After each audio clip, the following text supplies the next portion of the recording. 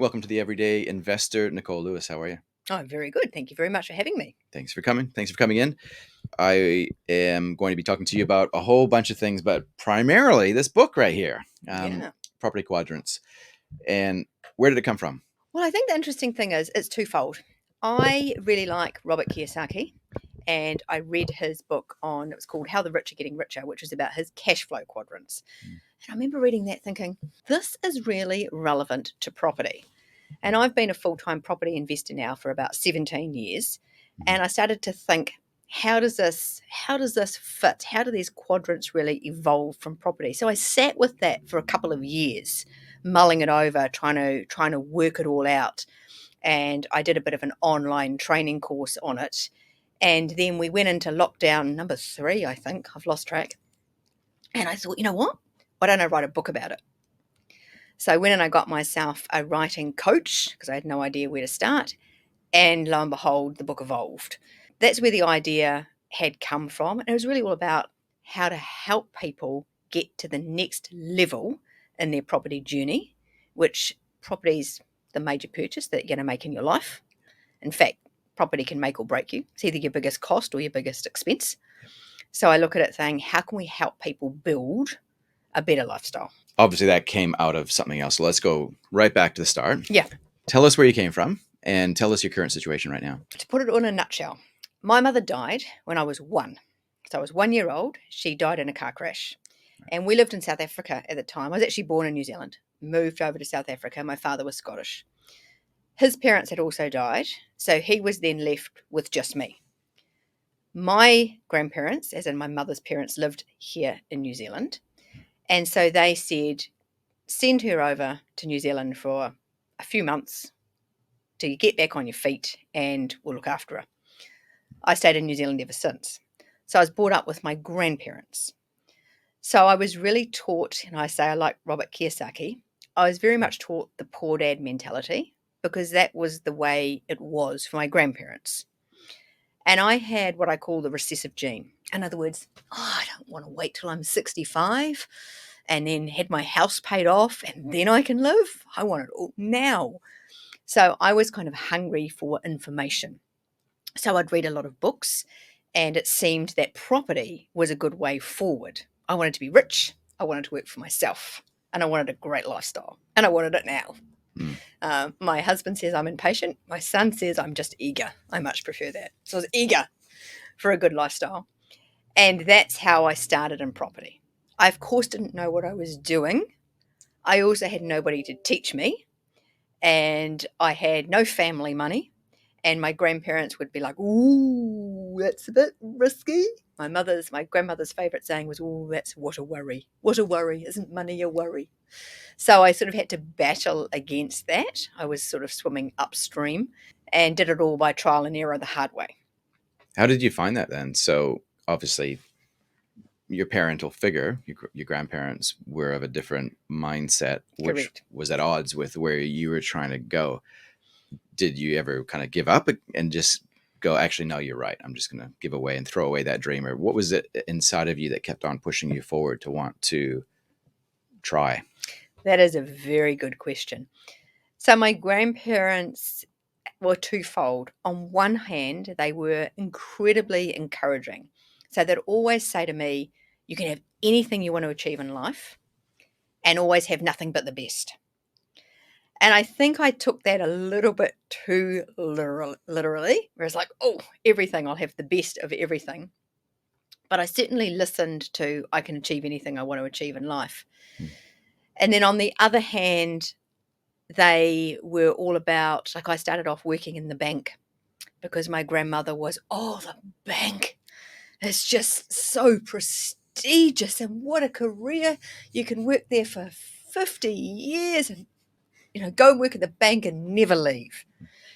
It's Jekyll and Hyde, I think, with advice versus advice, if you want to put it that way, as to what they'd say. So I would be the very much an eat the meat, spit out the bones. And I just have a very determined personality. When I set my mind to achieving something, I'm going to get there, no matter what it takes. Because I always believe that every problem's got a solution.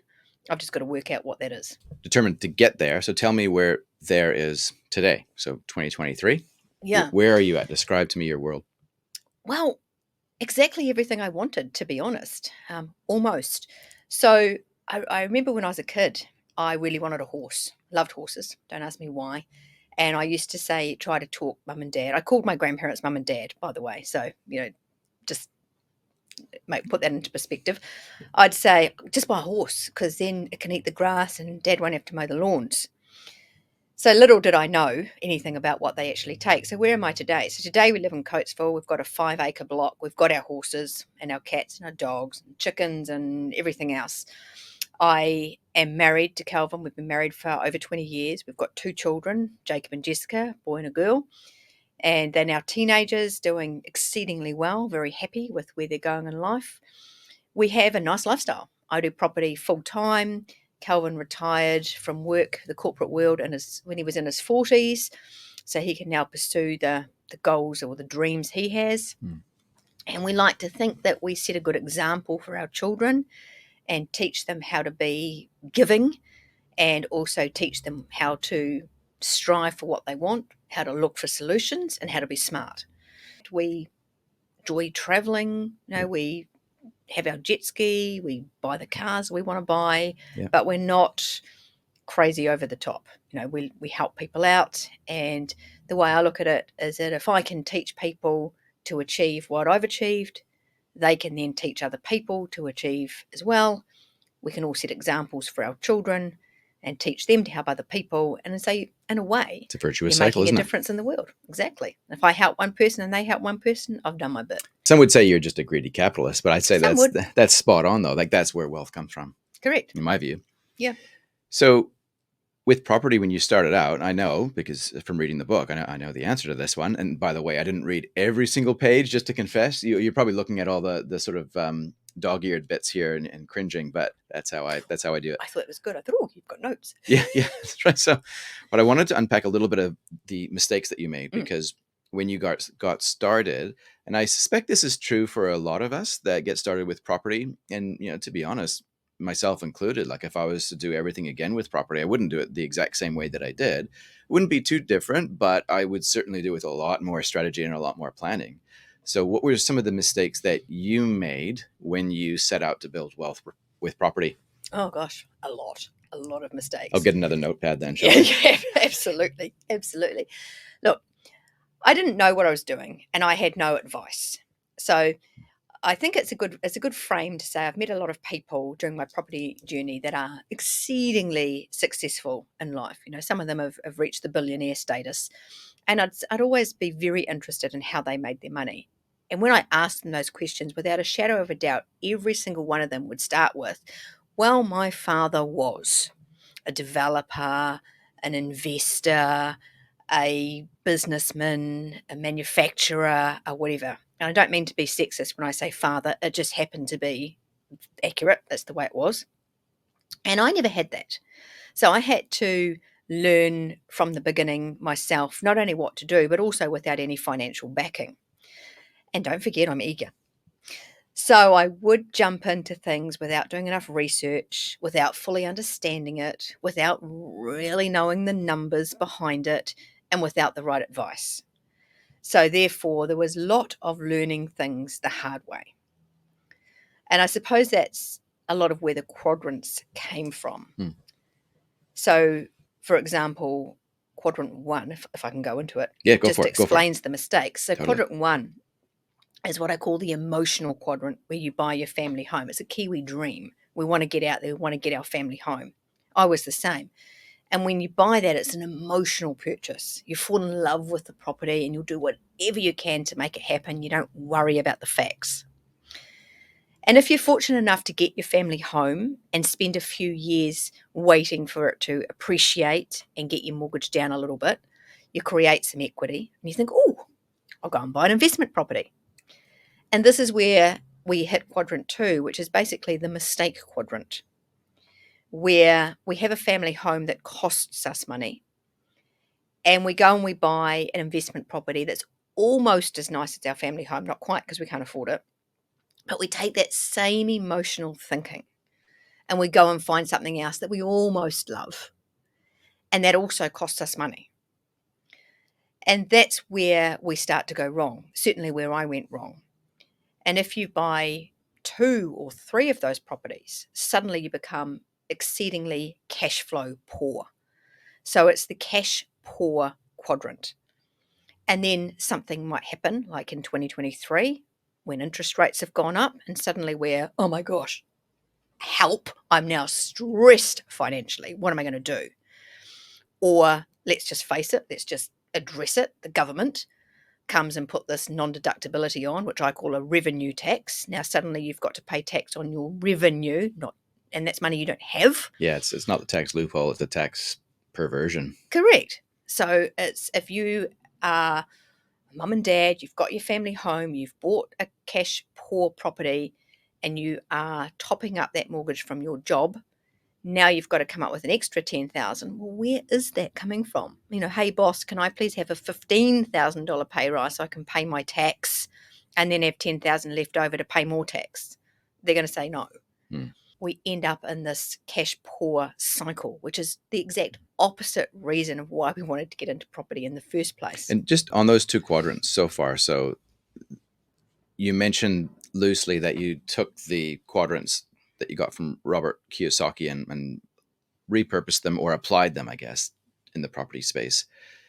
What are the ones that, from his perspective, what were those 2 quadrants so far? His perspective, the quadrant 1 is the one income quadrant where you have a job.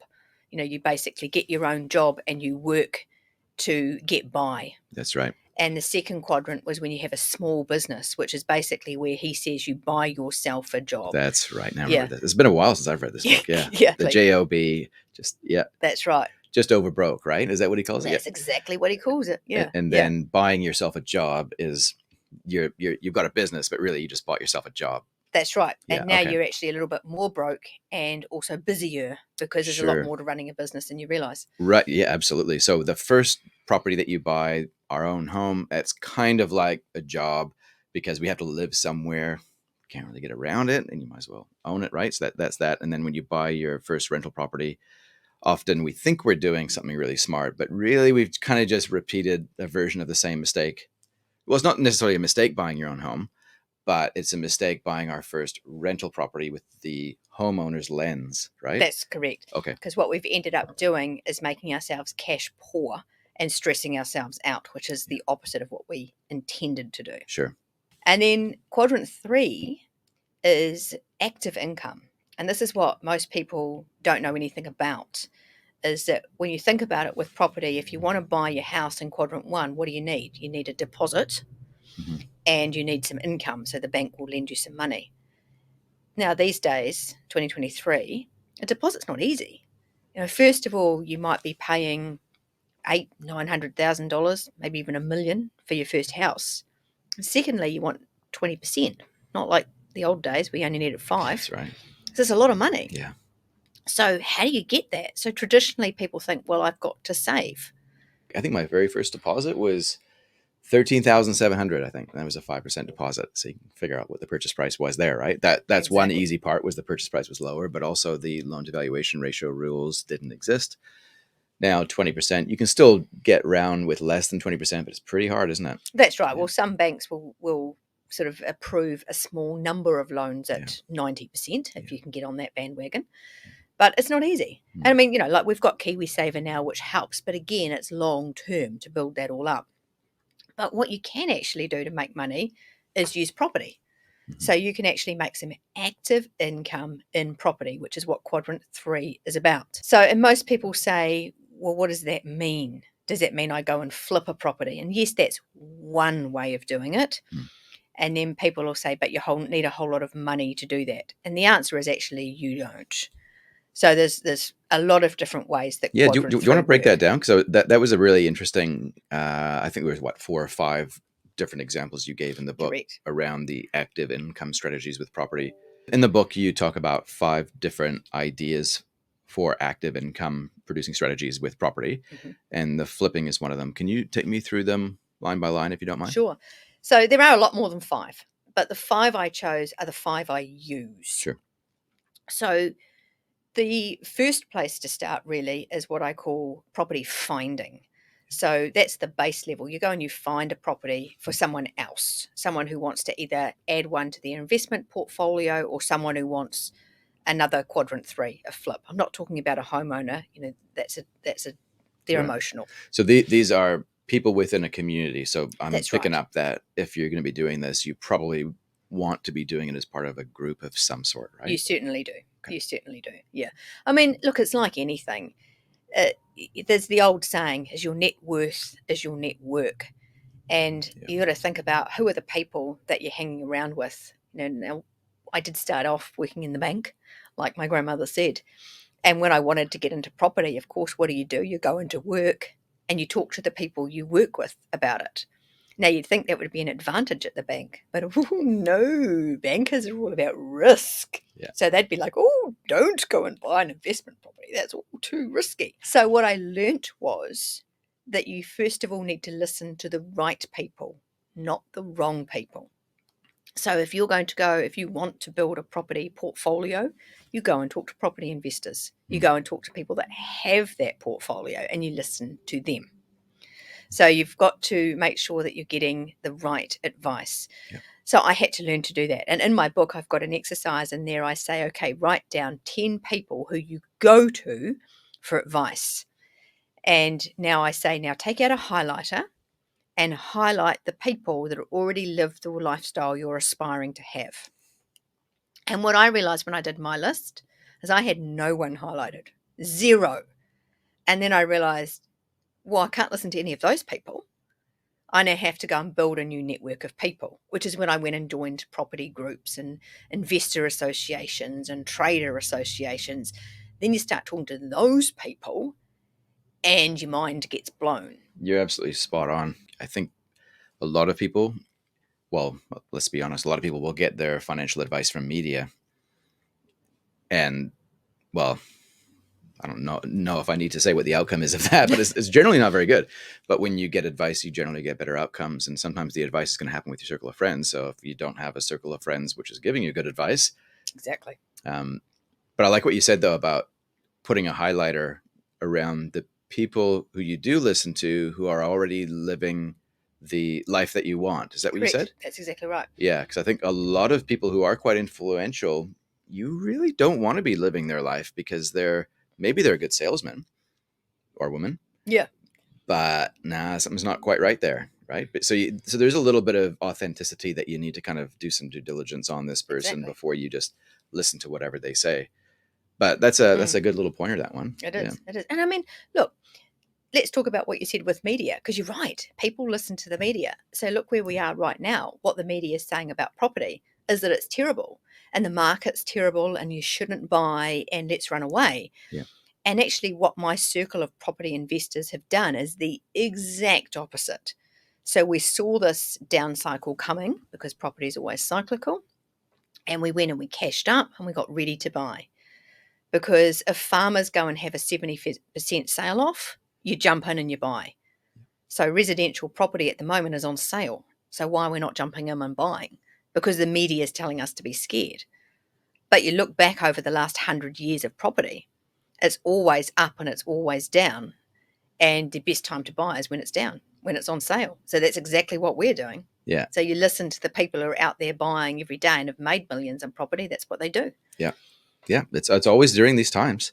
2009 to Correct. 2012 Yes, were phenomenal years to correct. buy property. Like amazing. We stopped buying property in 2015 because it was you could tell you could see it starting to really take off again. But that's what you do. You Yeah. buy when there's blood on the streets. A previous guest said, yeah, you buy when there's blood on the streets, but you buy in those specific streets that have blood on them as well. And so I guess you could relate that to the property market right now in Mm-hmm. particular, because that's being incredibly beaten up by media, by government, by people that don't really understand economics at all. That's right. And that's actually an opportunity. That's not something to get upset about, I guess. That's probably an opportunity, and that's a signal to buy, isn't it? Exactly. Yeah. Exactly. And I look at it too, thinking where you're helping out the vendor, the person who's trying to sell, because they want to sell. So, yes, you're getting it cheaper than what you would have at 2021, Yeah. but they want to sell. They're buying and selling in the same market. So Doesn't matter. capitalize on it. Why not? The free market's awesome. It's not that Exactly. bad. It's not that bad, you socialists out there listening. It's And that's the thing with quadrant 3. You know, we're talking yeah. about the 5 things, is it works in any market. Mm-hmm. Now, and you can make money in both an up market and a down market with it. It's just a slightly tweaked strategy for where you are in each market. Yeah. Okay. Yeah. Do you want to explain that, how that affects, say, flipping, for example? Okay, so flipping. So I've just finished one. I've got it on the market right now. Actually, So, sorry, we should probably define what flipping is, oh, just in okay, case. right. So step number 1, I said, was finding property. Yes. So that's where you might meet someone who likes to buy a property, renovate it, and resell it, which is called flipping property. Yes. So you might start off by not doing a flip, but just providing that property for Sure. someone. So you're like providing a finding So service for you're somebody running, in your yeah, network. correct, because people are busy and they take it from someone who does property flips. I love it when someone brings me the deal. I'm Yes. very happy to pay them for it. And then you go ahead and you renovate a property. So I've just finished one. So it came to me in an off market. Someone said, here's one, the vendor wants to sell. Do you want to buy it? I said, yes, please. Takes me 3 weeks from start to finish Yeah. to turn it around. And then I put it straight back on the market and sell it with a profit margin. Yeah. So what I do in a down market, which we are now, is first of all, I need to buy it slightly cheaper. And then I need to do my numbers. Like if anyone has ever looked at homes.co.nz, for example, you'll see there's a sliding scale. There's a low, a medium, and a high as to where they think the property might be worth. So when I do a property flip, I have one of those in my head. Mm-hmm. I'm thinking, right, I'm going to sell it to this particular one. I'm going to sell it to a home buyer at the end. Sure. So in a down market, I can't hang out for top dollar because it doesn't exist. It's not there. Mm. The longer I hold the property, the more it costs me. So I want it to sell relatively quickly. So in my mind, I'm thinking, what's my bottom dollar that a home buyer is going to pay for it as a no-brainer deal? And I take that as what I'm going to sell it for. And then I work out what's my cost of renovation, my cost of holding, my cost of selling, and my profit. And that's what I buy the property for. Whereas versus in a hot market, so it's the other way around, because you're going to buy the property and it's just going to go up in value by you doing absolutely nothing because the market keeps moving up and up. So if you think about that same scale, in a hot market, you're likely to get it at the high end of that scale, so you can afford to pay a little bit more. Mm-hmm. Still turn it around in the same period of time. Mm. But if it takes longer, it actually makes you money instead of costing you money. That's right. So it's a different sort of cadence that you would follow, because you almost want things to take a long time. But I guess the pressure now is on the upfront cost to buy it, because if you're trying to be a penny pitcher and get a bargain on these properties in a rising market, you're just potentially going to be spinning your wheels, right? Whereas in a downward market, the risk is of overpaying is a lot higher, isn't it? Well, there's pros and cons to each market. So you always make money on your purchase, no matter which market you're in. So when I do a property flip in a hot market, I am still trying to buy it at a lower price, and they're hard to find. So I remember in 2020, 21, it took me 4 months of putting offer after offer before I finally got one. And then you make great money because it's gone up. Yeah. In a down market, like you said, easy to find one at a low price, harder to find your buyer at the end. So that's where you've got to be careful about what your spending is. Yeah. Yeah. Okay. Oh man, we'll do one more in this active income area, and then we'll move on, because I don't want to run out of time for that last one. So what would be another way that you could create active income in that space? So the other way of doing it is simply joint venture deals. And this is where I say in property, don't be greedy. You know, I say property is a big pie and there's always enough money to go around. So when I take on mentoring clients, for example, and they want to learn how to do a flip, they want to do it joint with me, I say, fine, we'll do a joint venture and we'll split the profit. I say, never be afraid to split the profit. If you're learning how to do something, you're better to make some money than to lose money. That principle is well suited for this quadrant, but not necessarily in the other ones, right? Not necessarily in the other ones. Okay. Sorry, keep going. You could, yeah, but it gets a bit messy, because then conversation. you're splitting the profit, but you're still getting twice the work and twice the risk, right? Whereas here, we're talking about a short-term transaction, Correct. aren't we? Yeah, correct. So I tend to take on money partners who want short-term passive income. Sure. So people always think of long-term passive income being a rent that you get, and that's one strategy. But in this market, where 2023, where people go, oh my goodness, I'm $40,000 short for the year because of the non-deductibility. How do I make it? I say, Yes. well, let's go and do one property flip, and there's your money. I see. So when you say money partners, you're talking about silent partners or Correct. equity partners. That's right. We don't want to use the word investor because it's not really an investment product, but that's kind of the idea, right? Yeah. They have Yeah. money sitting around. They want to create cash flow within a short period of time. You're aware of the project. Effectively, you pool the money together with the help of lawyers and contracts, no doubt, Correct. and then you split it up And later away on. you go. That's Yeah. exactly right. Yeah. Okay. A portion of something is better than all of nothing. That's right. So if you've Okay. got no money at the moment, because a lot of people can't afford to go and buy, or even some people have got money but difficult to borrow the Yeah. banks. So therefore, I think, okay, spend your time doing the property and project managing it. And be prepared to split your profit. Better to make some money than none, and you'll still make a substantial amount more. I say to people when I go and do my keynote talks around the country at the property investor associations, I say, so say you need an extra $20,000. How are you going to go and get that in your job? And everyone laughs at me. I'm like, what? Because they say you can't. But if you go and do a property flip, you'll make a lot more than $20,000 in one project. Mm. And that'll take about, let's say, 3 months, worst case scenario, end to end, from when I settle on my purchase to when I settle on my sale. Yeah, and there's a lot in this, and you've put down some really cool steps and checklists and charts to follow so that you map out the timing of when you get the tradespeople in and how to identify good tradespeople, because there's a lot that you would want to know that you would probably learn the hard way, right? I did. Yeah. Yeah. So my very first project, I made a whopping $2,000. At least it was positive, yeah. Well, it could have been a loss, Yeah. and it was a win because I managed to negotiate the commission down on the salesperson who sold it. Oh, wow. Okay. So that was your very first. First, yeah. Wow. Yeah. Okay. All right. Well, let's hit quadrant number 4, and then I've got some other questions I want to ask you. So, what does it look like in quadrant 4, the cash-rich property? So quadrant 4 is simply buying investment properties that you're going to hold long term that make you money instead of losing you money. So cash flow positive Cash flow properties. positive. In the book, I say there are 4 steps to a quadrant 4 property. Number 1 is that you buy it at or under the current market. So you never want to overpay for a property, even in a hot market. Never overpay. A very, very wise developer said to me, just remember, it is always better to have wished you had bought and didn't than to have bought and wished you hadn't. That's such a wise saying. Very wise saying. Yeah. Yeah. And the other thing I always say is property is a marathon, not a sprint. So if you miss out on it, there's always another deal around the corner. Yeah. The second part of the 4-step process is that it is a multiple income property. You'll never be cash rich by buying a single house. So the multiple income, we're talking about home and income, or a self-contained flat, or an office or an annex of some sort. Is that right? That's correct. Yeah. Self-contained, a block of flats is my favorite. A block of 3 or 4 flats is my favorite. Separate titles or single title? If I can, I prefer to buy it on the same title, because step 4 is future potential.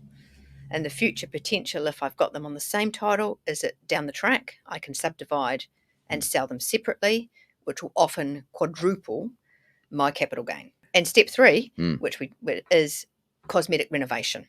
So I like to buy something that's tired and has room for improvement. I won't necessarily improve it straight away, but it gives me potential. So cosmetic renovation, floors, paint.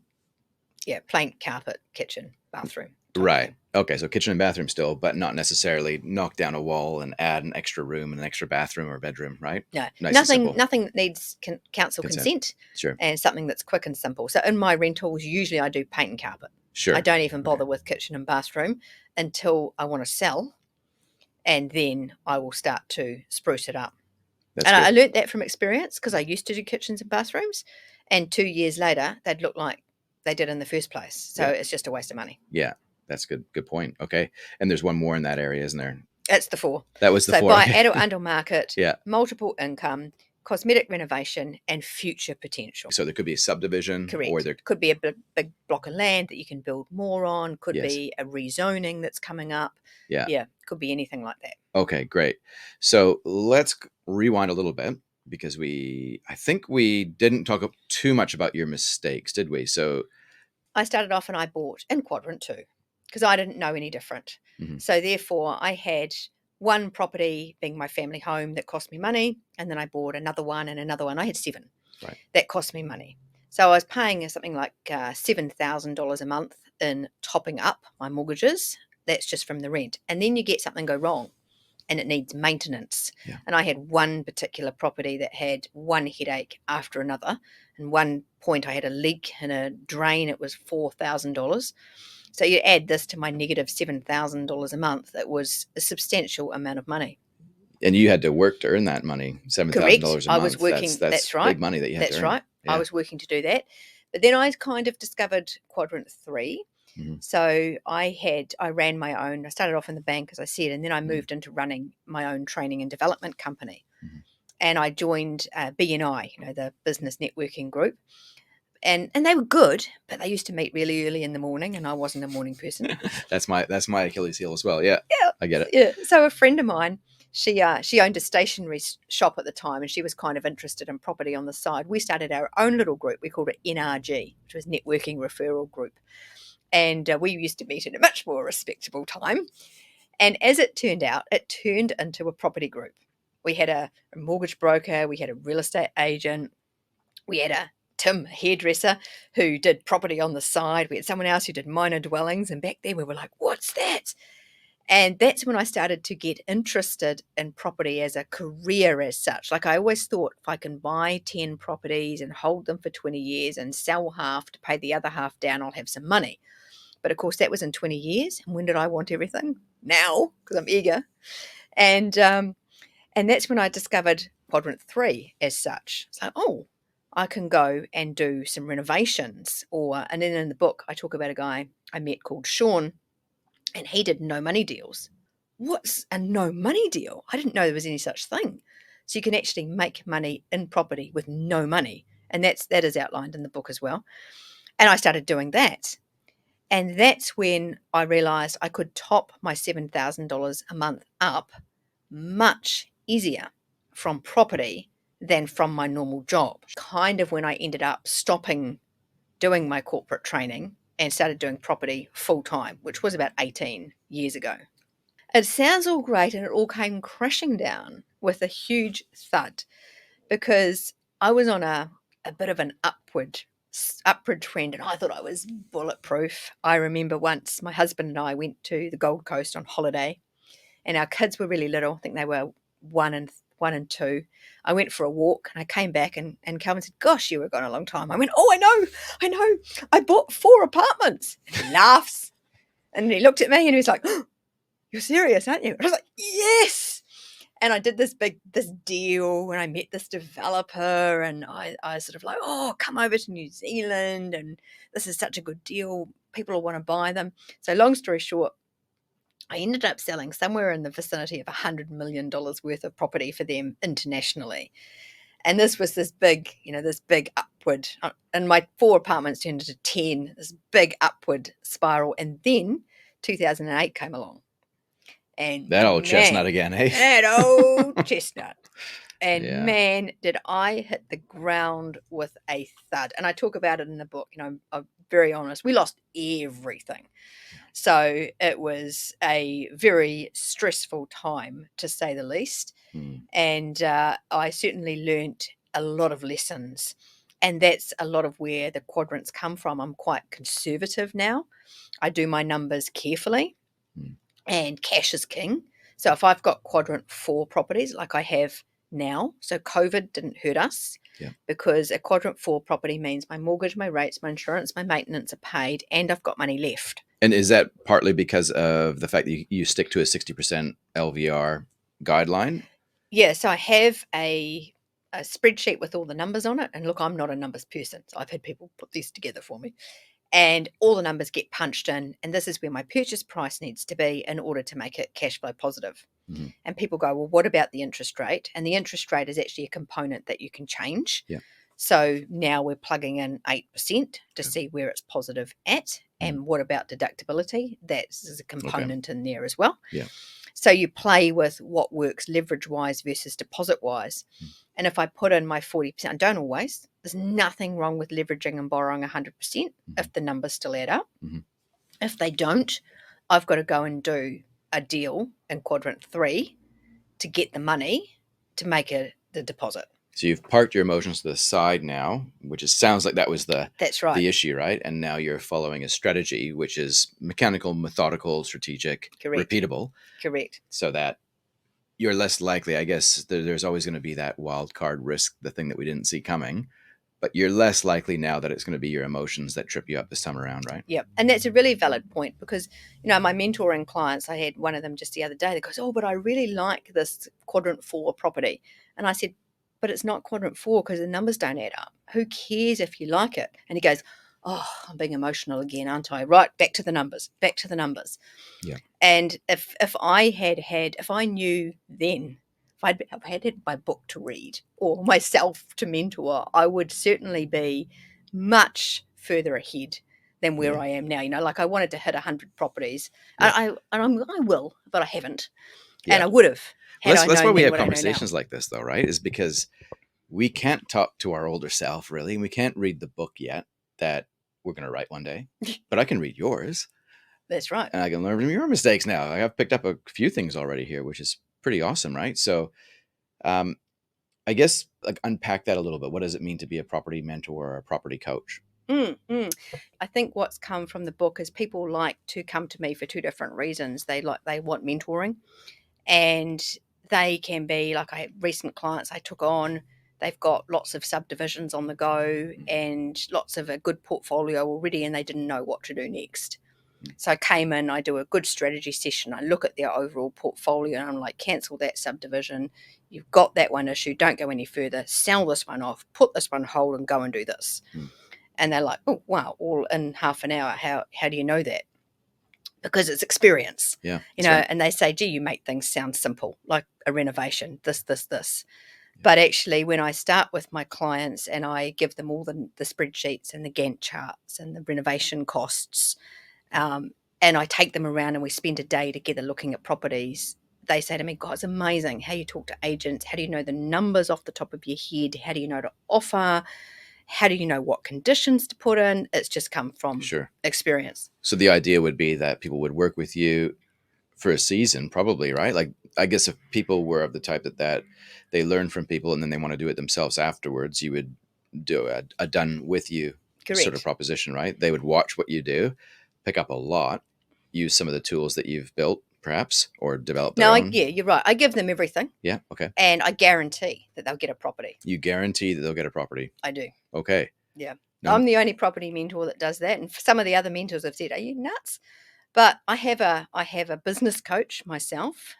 She's Irish, based in Portugal, and she guarantees results. And she says, what's the point of having a mentor that doesn't guarantee results? And I agree. You define what that success looks like for them, and then when you deliver that, that's the guarantee, right? Yep. Whether they act on it or not, well, you can't control everything, right? But I have so far got 100% success. Oh, is that right? So you can control them.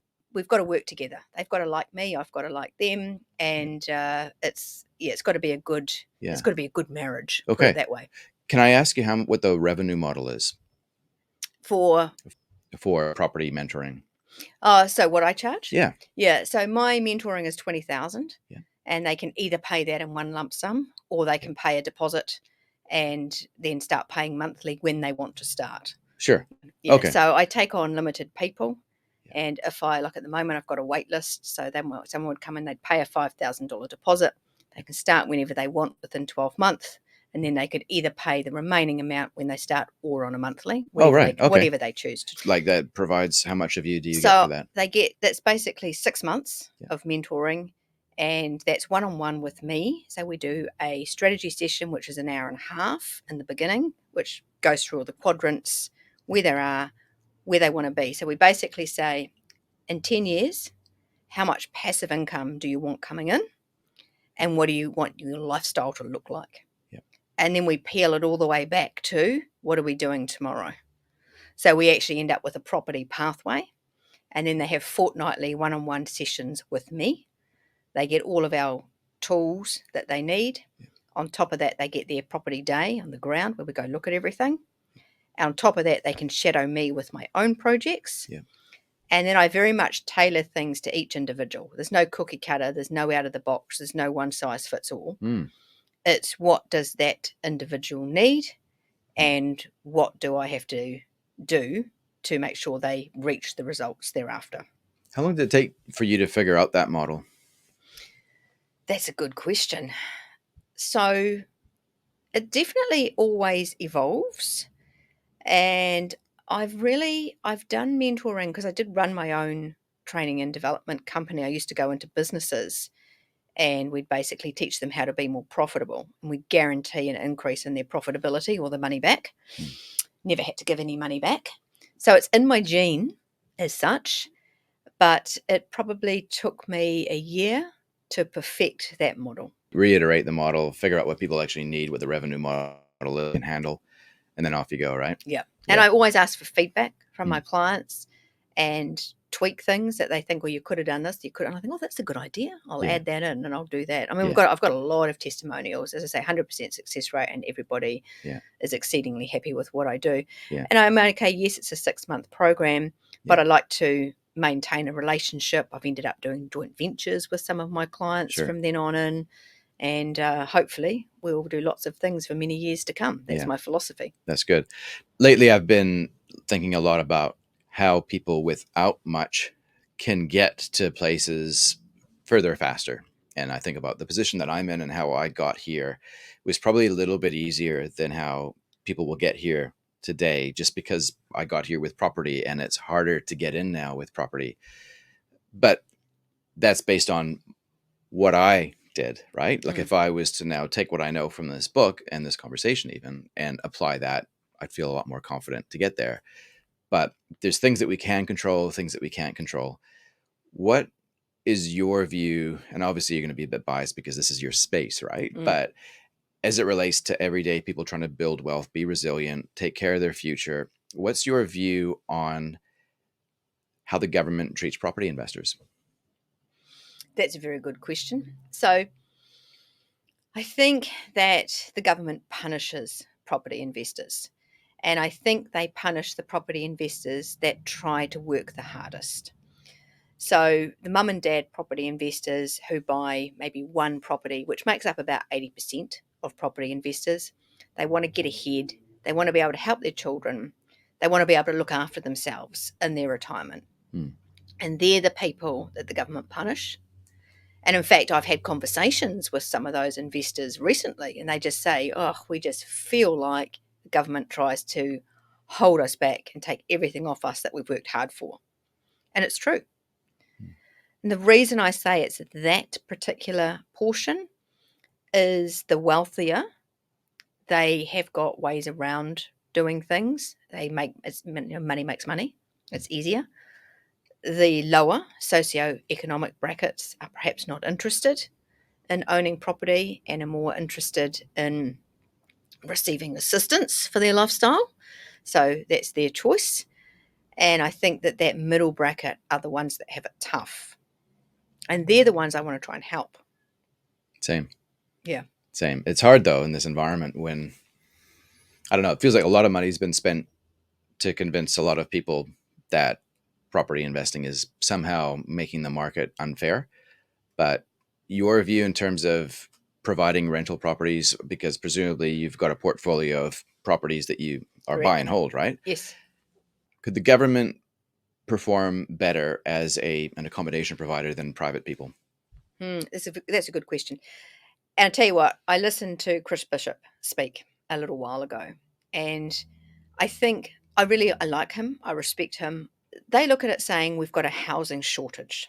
And the reason the government look at that is they look at it at the housing crisis, the number of people that need emergency accommodation, the fact that they can't house people fast enough and there's wait lists. Now, that is not a housing shortage.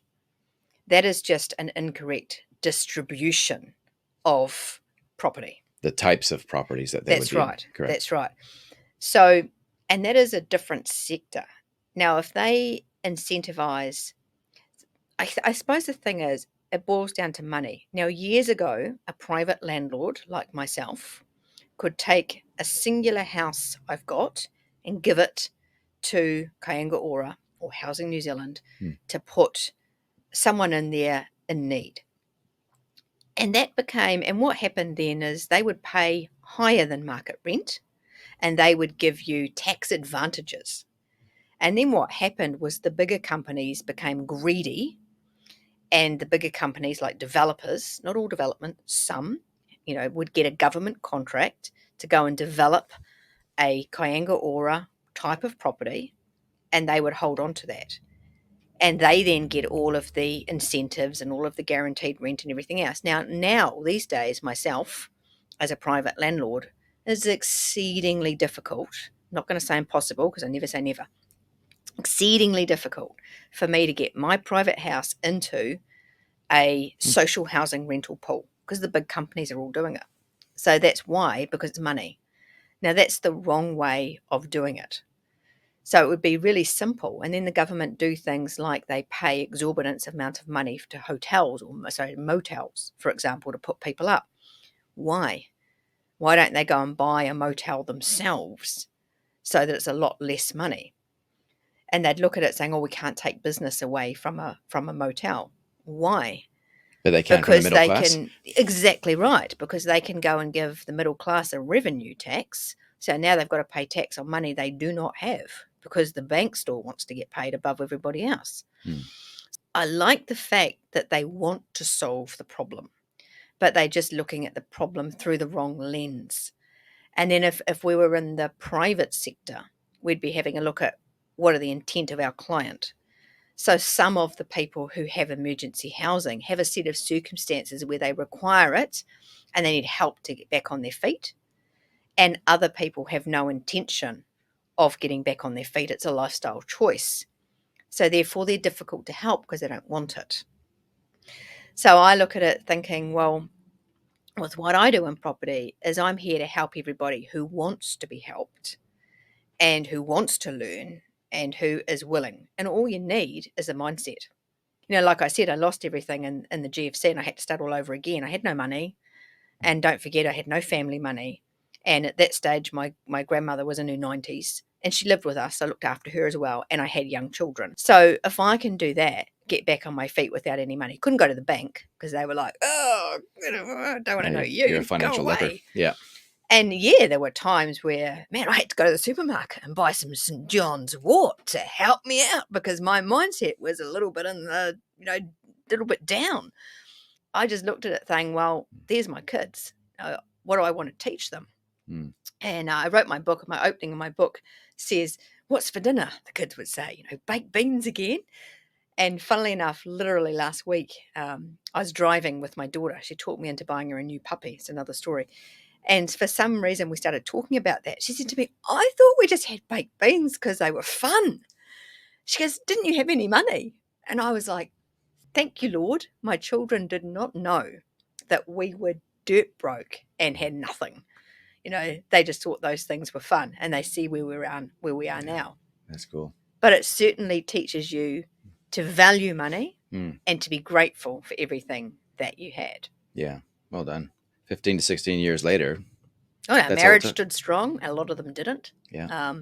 Our family our kids have been taught to help other people out, to be generous, and to be grateful for everything that you have. It's awesome. I don't see anything bad with what you're talking about here so far. Exactly. No, that's good. And I'd encourage people to reach out. Where's the best place that people can go just to connect with you, follow what you're doing, if they want to interact with you or not? Like, are you active on social media or is there a website that you can point people to? Yeah, no, absolutely. So we've got, my company's called The Property Lifestyle. And everything's on that. There's a link to my Calendly there so people can just book a call with me and we can talk property. Yeah. I can see if I can help them out. There's information on mentoring if they think that's for them. Yeah. There's information on having me just do it all for them. If they think, oh, I don't want to learn about property, just go find me one of those quadrant 4s. Yeah. So I love talking to property and I'm always very happy to chat to people. My book's in the shops. Yeah. Or it's online as well at propertyquadrants.com. International bestseller? It did hit international bestseller in 4 different countries. Number 1 in America, Canada, Germany, and Australia. Wow. So, and it's certainly done very well in New Zealand as well. It's in the shops. It's on Audible for those that don't like to actually read a book like me. Well, if anyone wants a copy, they can have mine. Mine's slightly dog-eared. I actually no, I don't. I don't really want to give it away, to be honest, because I think I'm probably going to read this properly. Now that I've got a bit more context, it's always better that way. So really appreciate your time. Thanks for coming in, Nichole, Thank you very much for and all having the me. I've best. enjoyed it. Cheers.